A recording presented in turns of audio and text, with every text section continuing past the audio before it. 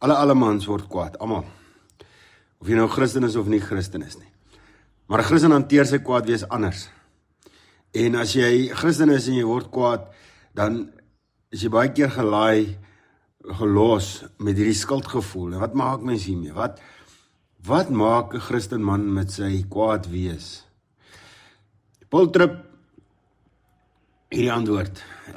Paul Tripp se boek het regtig rigtinggewende denke oor hierdie onderwerp.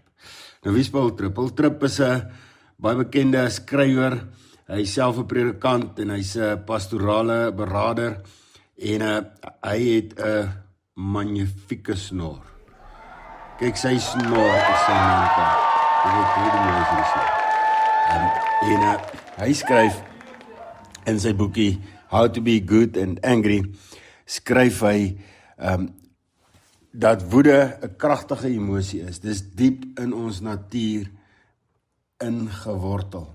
Dis nie inherent sondig nie, want ons God self is 'n God van heilige woede. En hierdie heilige woede brand teen onreg en sonde.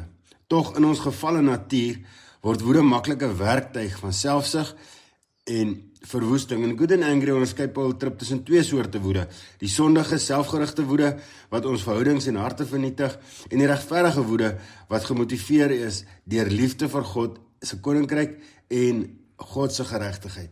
Hierdie onderskeid is baie belangrik en Paul Tripp gebruik die woord fundamenteel as vir ons Christen lewe.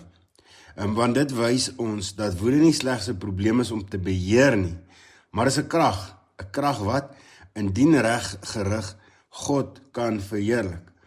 Tripp begin deur ons te herinner dat ons almal woede ervaar.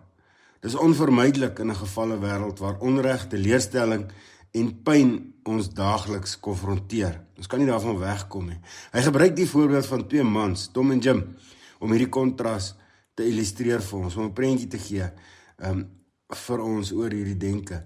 Tom se woede is selfgesentreerd.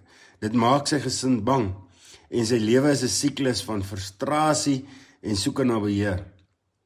Jim aan die ander kant is kwaad oor die verwoesting wat sonde in die wêreld bring. Korrupsie, armoede, geweld en gebroke onderwysstelsels. Dis die dinge wat hom kwaad maak. Sy woede is egter nie vernietigend nie, maar dryf hom om met deernis en wysheid op te tree. Dit dryf hom om God se koninkryk te dien. Hierin lê die uitdaging. Hoe kan ons soos Jim leer om goed en kwaad te wees tergelykertyd? Die boek lei ons deur 'n Bybelse lens om woede te verstaan. Paul Tripp beklemtoon dat sondige woede voortkom uit 'n hart wat God se plek wil inneem. 'n Hart wat wil beheer en gemak bo alles wat waardeer. Wanneer ons woede ons lewe beheer, word dit 'n afgod wat ons aanbidding steel. Tog bied Tripp hoop. Deur genade kan ons woede getransformeer word. Hy wys na Christus, wie se regverdige woede teen sonde gepaard gegaan het met liefde en opoffering. Jesus is ons model en ons krag vir verandering. Prakties gesien, nooi Tripp ons om ons woede te ondersoek. Hy vra ons om eerlik te wees. Watter woede in ons lewe is gewortel in selfsug en watter woede weerspieël God se hart vir geregtigheid. Hy sê voordat ons harte voor God bring, bely waar ons woede sondig is en hom vra om ons te leer om ons woede te rig op wat werklik saak maak. Die herstel van verhoudings, die bestryding van onreg en die verheerliking van God. Hierdie boek is 'n oproep tot selfondersoek en bekering. Dit herinner ons dat ons as beelddraers van God die kapasiteit het vir heilige woede, maar dat ons slegs deur die krag van God die Heilige Gees kan leer om dit reg te rig. In 'n wêreld vol onreg, waar die sendingveld ons daagliks konfronteer met die verwoesting van sonde, is Tripp se boodskap 'n baken van hoop.